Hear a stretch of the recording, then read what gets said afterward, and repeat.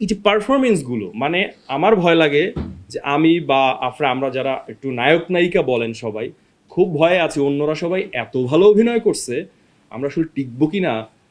আমাকে কিন্তু এই সিনেমাটা করতে এসে এই চরিত্র বা সামনে যে কাজগুলো ইনশাল্লাহ করব আমাকে এটা অনেক হেল্প করে। প্রথমত করে আমি রেডিওতে কাজ করার কারণে আমি জানি বা আমি বোধহয় জানি যে ভয়েস থ্রোয়িংটা কতটুকু হওয়া উচিত।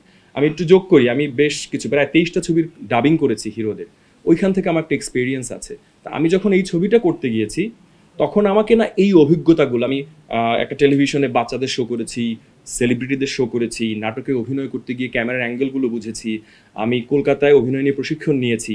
সিনেমাটার সাথে আমার জার্নি প্রায় 1.5 বছরের। আর হুমায়ুন ভাইয়ের সাথে আমার পরিচালক শিল্পীর পরিচয়ের আগে একটা ভাই সম্পর্কটা বেশি। এবং আমার মনে হয়, আমি বিশ্বাস করি যে আমাদের আন্ডারস্ট্যান্ডিংটা অসাধারণ ছিল। মানে আমরা আহ, বহু রাত স্ক্রিপ্ট নিয়ে কথা বলেছি। হুমায়ুন ভাই ঢাকায় আসলে আমরা একসাথে অনেকগুলো বিষয় নিয়ে আলাপ করেছি। লোকেশনের ছবি সে ওখানে গেলে ছবিগুলো পাঠিয়েছে। তো এই করতে করতে আমার যে আলাদা করে এটার প্রস্তুতি নেওয়া লাগবে সেরকমটা কখনোই মনে হয় না। কারণ আমি এটার শুটিং কোথায় হবে, কারা অভিনয় করবে, ভাষাটা কীরকম হবে, গল্পটা কীরকম, অন্য অন্য চরিত্র কীভাবে কথা বলে, সেই চরিত্রের পরিণতিগুলো কীরকম আছে। আর যেহেতু আমার একটু এক্সপিরিয়েন্স আছে, আমিও মিডিয়ারই মানুষ, সেগুলো থেকে আগ্রহও আছে, তখন এই যে পুরো প্রসেসটা আমাকে বাই ডিফল্ট ন্যাচারালি এই চরিত্রকে বিলিভ করতে সাহায্য করেছে। আর আমি একটা জায়গা থেকে করেছি যেটা আমাকে কেউ শর্ত আরোপ করে নাই বা জাজও বলে নাই তুমি এটা করতে পারবা না, ওটা করতে পারবা না। হ্যাঁ, কিছু নির্দেশনা ছিল, কিন্তু আমি সৎভাবে, যেহেতু আমি সিনেমা করার সুযোগ পেয়েছি, একটা চমৎকার গল্প করার সুযোগ পেয়েছি, তখন আমি নিজেই আমার যে অন্য অন্য যতগুলো কাজ ছিল সেই কাজগুলো থেকে পুরোপুরি নিজেকে সরিয়ে নিয়ে শুধুমাত্র এই চরিত্র আর এই সিনেমাটার মধ্যেই ইনভলভ ছিলাম। এবং একই সাথে সেটা আমার পক্ষে সম্ভব হয়েছে। আমি আসলে আমার বাবা মাকে অনেক কৃতজ্ঞতা জানাই, বা কৃতজ্ঞতা বাবা মাকে তো জানানো যায় না, তারা না হলে আমি সাহসটা করতে পারতাম না। তো এর ফলে আমার সমস্ত মনোযোগ যেহেতু শুধু আমার চরিত্র না, আমি জানি এখানে যেমন দোয়েল আপু একটা চরিত্র করেছে জমেলা, শোয়েব মনির আমাদের, আমি তাকে গুরু বলি, উনি একটা চরিত্র করেছেন মোড়ল, আমি ওর চরিত্রটা জানি, আমি আফরার চরিত্রটা জানি। এই যাবতীয় বিষয়গুলো জানার ফলে আমি অটোমেটিক্যালি, আপনি সারাক্ষণ যখন একটা জিনিস নিয়ে ভাববেন এবং ফাইনালি গিয়ে যে আমার যে গেট আপটা দাঁড়ালো, যে লুকটা দাঁড়ালো, ওই লুকটা আসার পর আমার মনে হয়েছে আমি মিশুকি।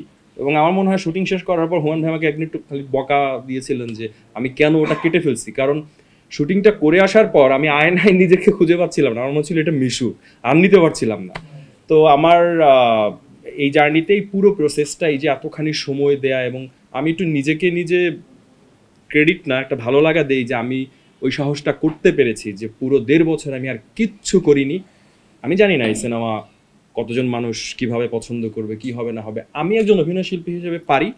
আপনারাও অনেক সময় বলেন, অনেক সংবাদে আসে যে একজন চরিত্র, সে অভিনেতা শিল্পী, নায়ক হোক, যেই হোক, নায়িকা হোক, ভিলেন হোক, একজন শিল্পী সিনেমা হলে এটার জন্য প্রপার সময় দিবে, সেটার মধ্যে বসবাস করবে। আমি 2023-24-এর বাস্তবতায় এই চেষ্টাটা করেছি। আমি আমার জায়গায় সৎভাবে সম্পূর্ণ চেষ্টা করেছি, এইটাই আমি করতে পারি, এর বাইরে আমি আসলে কিছু করতে পারি না। আমি সোশ্যাল মিডিয়াতে আমার কোনো পার্সোনাল বিষয় আনিনি, আমি এই ছবির কোনো ধরনের লাইভ ফুটেজ ছবি কোনো কিছুই করিনি। এই চেষ্টাটা আমি সৎভাবে করেছি। এখন কমপ্লিটলি যেহেতু আমি বিলিভার, আল্লাহর কাছে প্রার্থনা আপনাদের সহযোগিতা, আপনারা অনেক বড় ভূমিকা পালন করতে পারেন। আমি ইভান হই, নতুন যে কোনো শিল্পীর ক্ষেত্রে হোক, যদি ডেডিকেশনের এতটুকু আপনাদেরকে মনে হয়, আপনাদের কাছে সাপোর্ট চাই, কাজ করতে চাই, বাঁচতে হবে তো, সামনে কাজ করতে হবে তো।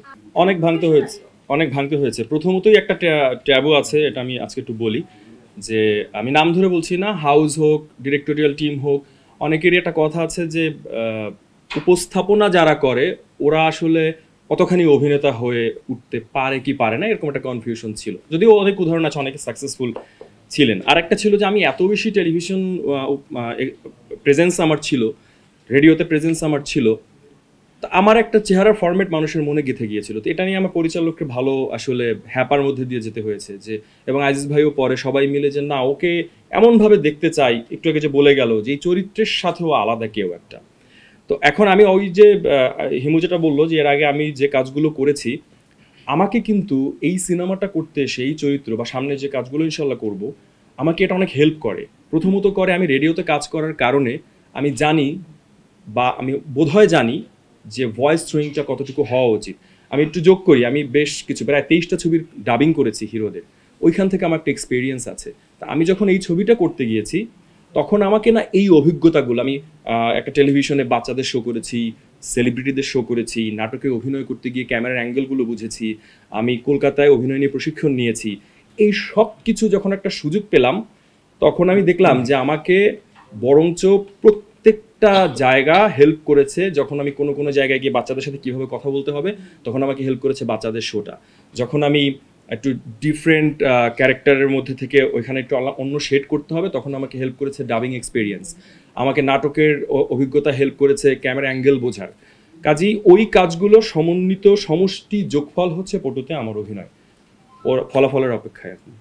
আসলে বলে যে পটুটা দেখে সে উপকৃত হবে বা তার যে অর্থটা সে লগ্নি করে হলে আসবে সেটা দেখলে তার সেটা উসুল হবে। কারণ আমরা এখনকার সময় মানুষ চায় যে পয়সাটা কিছু হলেও যাতে সে নিতে পারে, আসলে শান্তি নিয়ে করে যেতে পারে। এটা একটু ক্যাজুয়াল উত্তর দিই, ফর্মাল না। ক্যাজুয়াল উত্তর হচ্ছে প্রথমত যদি ওইভাবে বলেন আমরা সিনেমাটা করছি আমরা তো বলবোই এটা ভালো হয়েছে, এটা দেখতে আসেন, আপনারা আসেন। মানুষের হাতে না এত সময় নাই। আর অনেকগুলো ছবি থেকে মানুষ নানানভাবে আসলে তার এক্সপিরিয়েন্স একটু ধাক্কাও খায়, যে অনেক কথা শুনে তারা এসে হঠাৎ করে মনে করে না কেন দেখব। তাই পটু এমন একটা সিনেমা, এখানে যদি আপনি একমাত্র জাজ মাল্টিমিডিয়া ছাড়া বড় কোনো কিন্তু প্রচার বা এখানে তারকার কথা বলি সেটা কিন্তু নাই আমার কাছে মনে হয়। কাজেই আগ্রহ জন্মানোটা খুব স্বাভাবিকভাবেই যে না।